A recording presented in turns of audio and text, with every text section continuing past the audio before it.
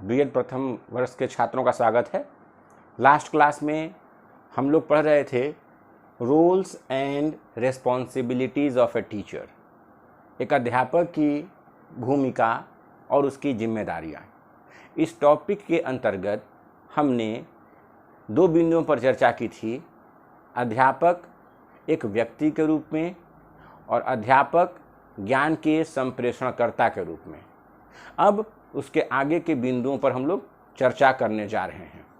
हमारा अगला पॉइंट है टीचर एज अ प्लानर, अध्यापक एक योजनाकार के रूप में, नियोजनकर्ता के रूप में।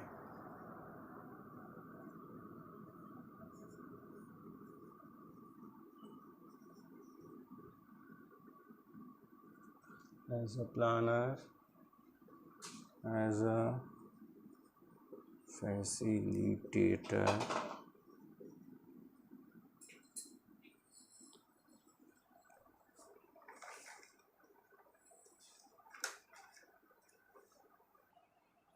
तो आइए अब देखते हैं अध्यापक एक योजनाकार के रूप में, एक नियोजनकर्ता के रूप में।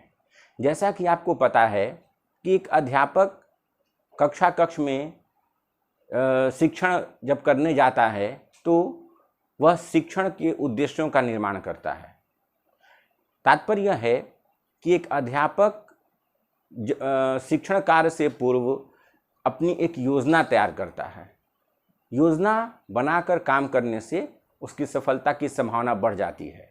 एक अध्यापक शिक्षा के लक्ष्यों को प्राप्त करने के लिए संपूर्ण योजना तैयार करता है। इस योजना के अंतर्गत वह शिक्षण के उद्देश्यों, अध्यापक की छात्रों की क्षमताओं, उनकी योग्यता, विषय वस्तु का विश्लेषण आदि बिंदुओं पर विचार करता है। उपलब्ध समय, उपलब्ध संसाधन, शिक्षण विधि, सहायक सामग्री इत्यादि पर विचार करता है और उसकी एक योजना बनाता है।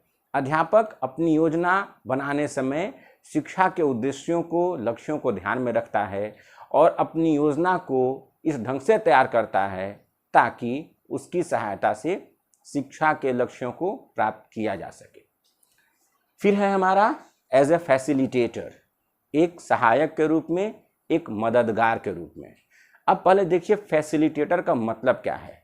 मददगार या सहायक का मतलब हुआ वह व्यक्ति जो शिक्षा के लक्ष्यों को प्राप्त करने में सहायता करे, अर्थात वह व्यक्ति जो उन्नति में सहायक हो, जो आगे बढ़कर छात्रों की मदद करे और जो दूसरे के कार्यों को आसान बनाए।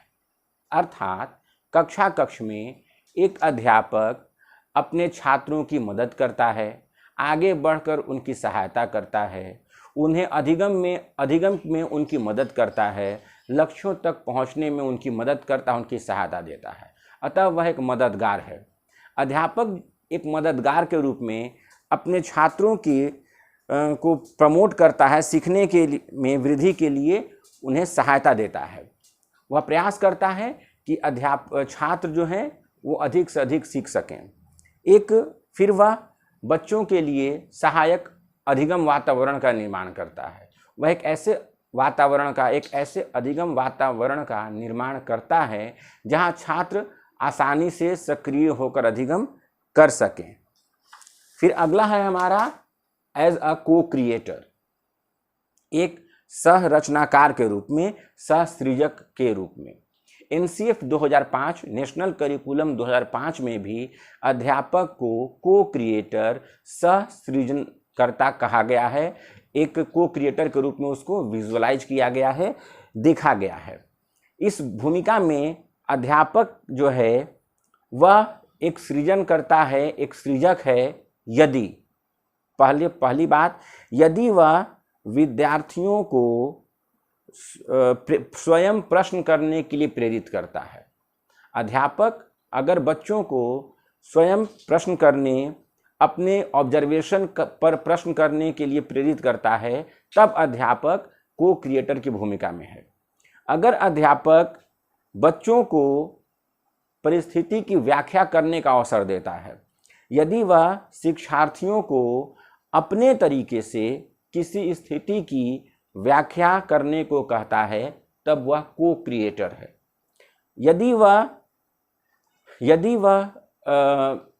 यदि छात्र अध्यापक द्वारा प्राप्त सहायता के आधार पर समस्या का हल स्वयं ढूंढने में सक्षम हो जाते हैं, सफल हो जाते हैं, तब अध्यापक एक को क्रिएटर है, सहसृजक है।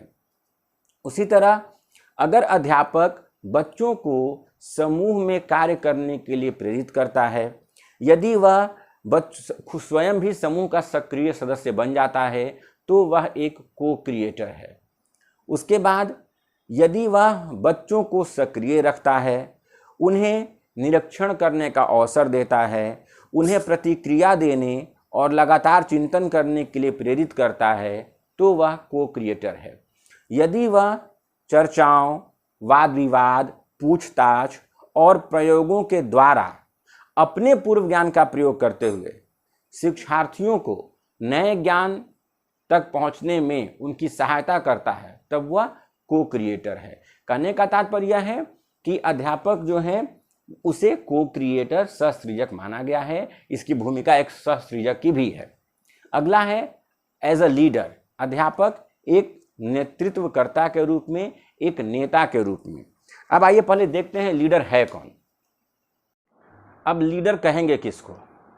तो वह व्यक्ति जो समूह का नेतृत्व करे, आगे बढ़कर समूह का नेतृत्व करे, जो समूह को प्रेरित करे, लक्ष्य प्राप्ति के लिए प्रेरित करे, जो समूह को कार्यों का बंटवारा करे और उन कार्यों को प्राप्त करने के लिए, उन लक्ष्यों को प्राप्त करने के लिए उनकी मदद करे। जो व्यक्ति कार्य की जिम्मेदारी ले, कार्य की सफलता और असफलता की जिम्मेदारी ले, जवाबदेही ले, वह व्यक्ति लीडर कहलाता है। तो कक्ष में, तो शिक्षा व्यवस्था में अध्यापक जो है वह एक लीडर की भूमिका में भी होता है। उसका काम आगे बढ़कर बच्चों को प्रेरित करना है, समूह को आगे बढ़ने, बच्चों के समूह को आगे बढ़ने के लिए प्रेरित करना उसकी भूमिका है। फिर उसकी भूमिका है कि दिए गए कार्यों को पूरा करने के लिए वह छात्रों को प्रेरित करे। उसकी भूमिका है कि वह किसी कार्य के असफल या सफल होने की जिम्मेदारी स्वयं ले। इस तरह अध्यापक एक लीडर की भूमिका में भी होता है। अब उसकी यह नेतृत्व की भूमिका दो रूपों में देख सकते हैं हम।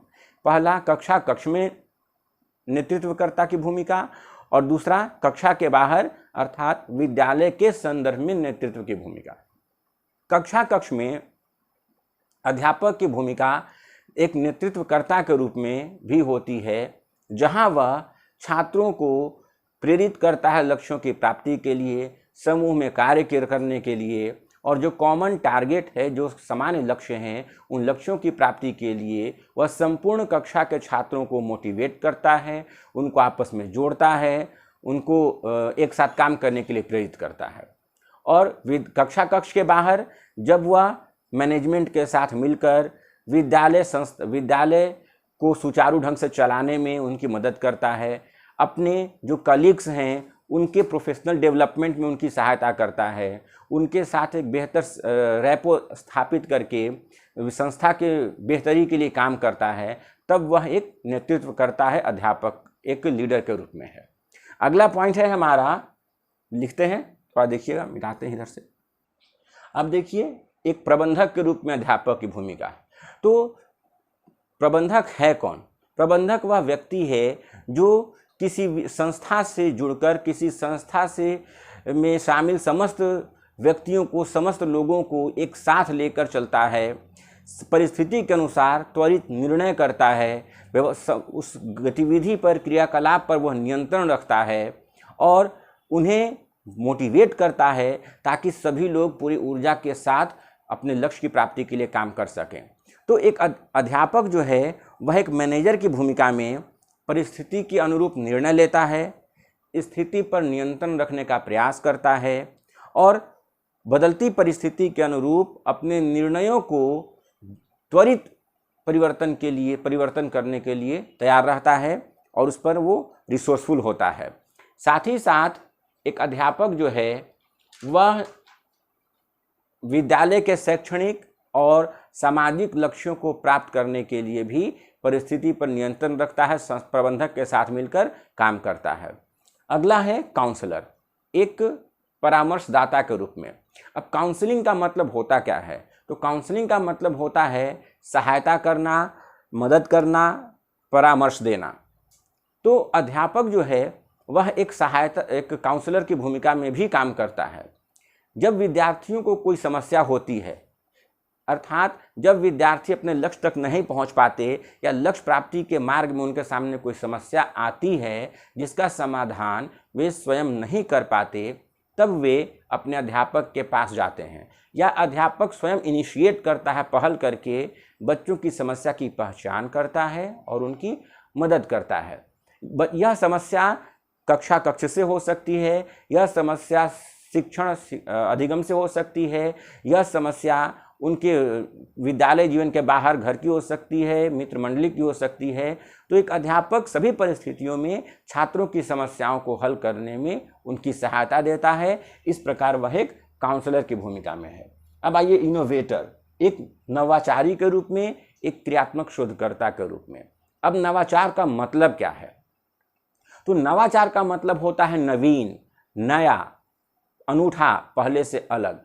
अर्थात किसी नवीन विचार, किसी नए विचार, किसी नई शिक्षण विधि, किसी नई गतिविधि, किसी नए ज्ञान की रचना करना, की खोज करना, अथवा जो अस्तित्व में या जो पूर्व में मौजूद ज्ञान विचार हैं उनमें सुधार करना, ये सब नवाचार कहलाता है, इनोवेशन कहलाता है।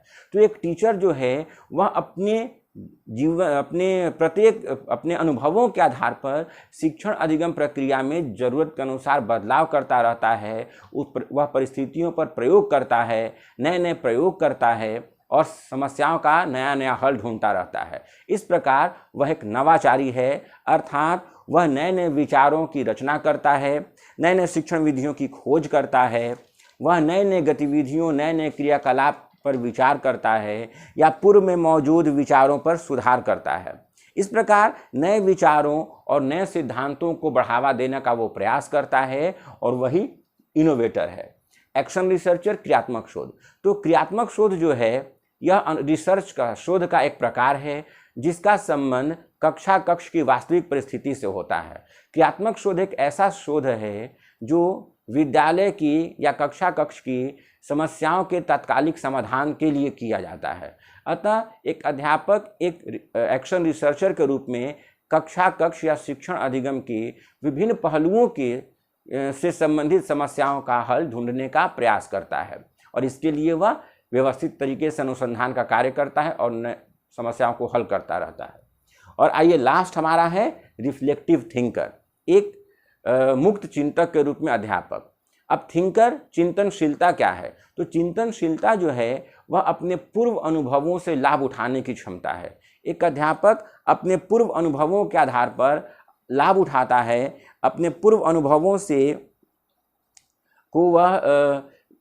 अनुभवों को शिक्षा के विस्तृत उद्देश्यों से जोड़ता है, उस पर अपने अनुभवों का पुनः स्मरण करता है, अपने अनुभवों को समझता है, अपने अनुभवों का मूल्यांकन करता है और उसको वर्तमान परिस्थिति से जोड़कर वह कहें कि नए नए विचारों की उत्पत्ति करता है।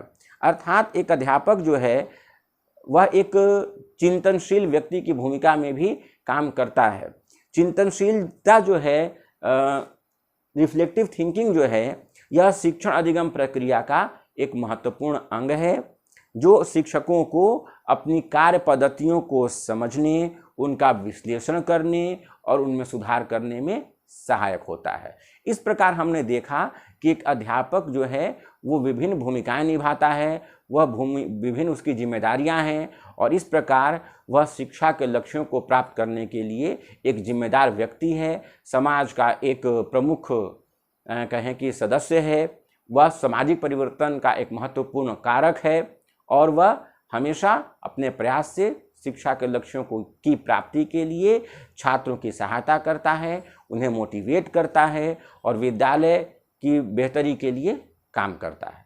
तो ये हमारा टॉपिक खत्म हो गया। कल अगले टॉपिक पर चर्चा हम करेंगे। धन्यवाद।